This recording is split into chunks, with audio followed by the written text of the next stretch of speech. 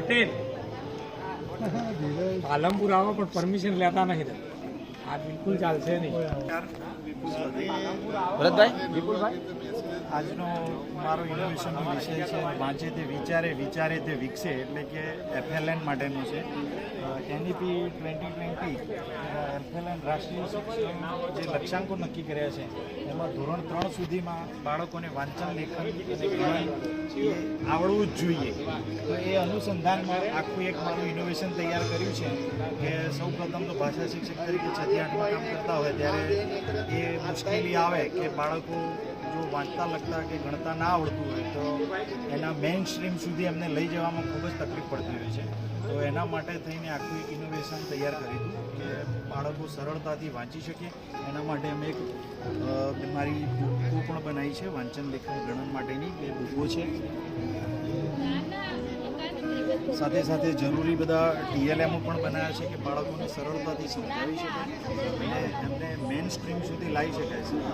અમારી શાળામાં 30% એવા બાળકો જે હતા કે જે વાંચન, લેખનમાં ને એવા થોડા કચાશવાળા હતા. તો એમના માટે જે આપણે તૈયાર કર્યું છે તો અત્યારે એક પણ બાળક રહ્યું તો નથી જ FLNમાં. સાથે સાથે જે નહોતું આવડતું ને જેના કારણે જે ઘરે રહેતા હતા, અનિયમિત હતા, એ બધા બાળકો પણ શાળાએ નિયમિત આવવા માટે એટલે સાથે સાથે આ બધા TLMO પણ બનાવે છે તો બાળકોને ખૂબ જ મજા આવે છે કે જે ગણતરીઓ કરી શકે, ગણી શકે, વાંચી શકે, લખી શકે.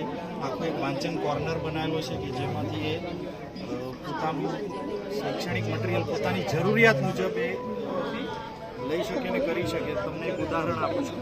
દાખલા તરીકે બાળકોને બેઝિક ગુણાકાર આપણે સમજાવવો હોય તો જલ્દી મગજમાં ના બેસે, પણ કે 4 × 3 તો આપણે એવું કરવું હોય ત્યારે આપણે કહીશું કે પહેલાં 4 લીટી દોરીશું, સાથે સાથે કે હવે 3 લીટી, તો કે 1, 2 અને 3.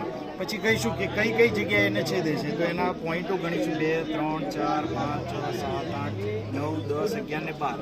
તો ખ્યાલ આવશે કે ગુણાકાર આમ તો પુનરાવર્તી સરવાળો છે, સાથે સાથે એક મગજમાં પણ બેસે કે ભાઈ જવાબ એનો 12 આવશે. આમાં 12 ખાના પણ થઈ જાય. તો એ રીતે એ આપણે તૈયાર કરી શકીએ છીએ. ગુણાકાર, ભાગાકાર માટે છે, સરવાળા માટે પણ એક આ બનાવ્યું છે કે દાખલા તરીકે 5 + 6 છે તો પહેલાં આપણે 5 પટ્ટીઓને આમ કરીશું, સાથે 6, પછી ગણાઈને કરીશું કે કેટલા થયા તો કે 11 થયા છે.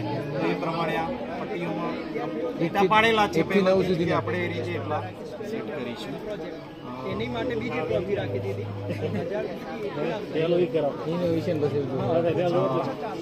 પછી સંખ્યા જ્ઞાન માટેનું છે કરોડ સુધીનું. તો આમાં 1 કરોડ સુધીની આપણે સંખ્યા બનાવી શકીએ, સાથે સાથે સ્થાન કિંમત પણ બતાવી શકીએ કે ભાઈ 4 ની 4 કરોડ છે, 50 લાખ છે, 5 લાખ છે. એ રીતે આપણે એ રીતે પણ સમજાવી શકીએ છીએ.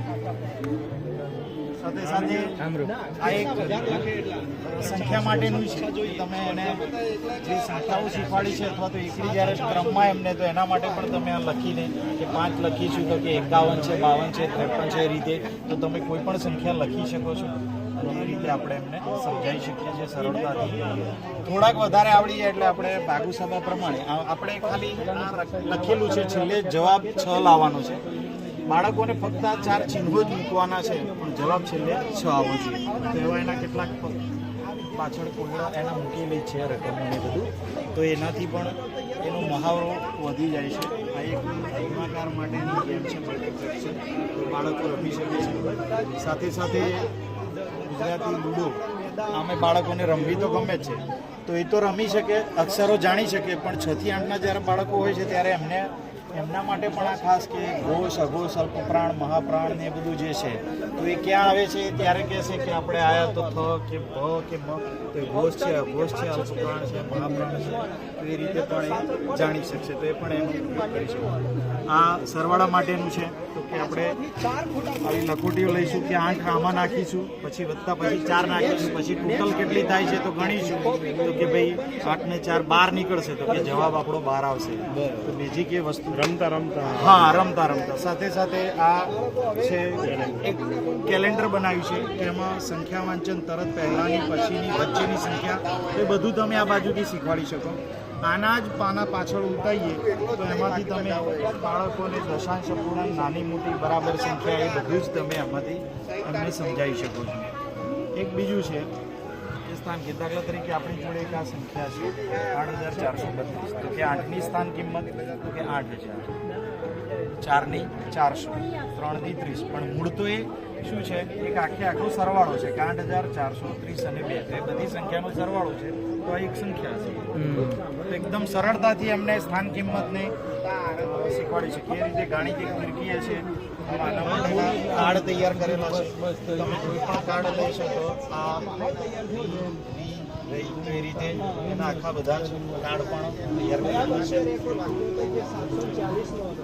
આ વર્ષે ફરીથી રેકોર્ડ 748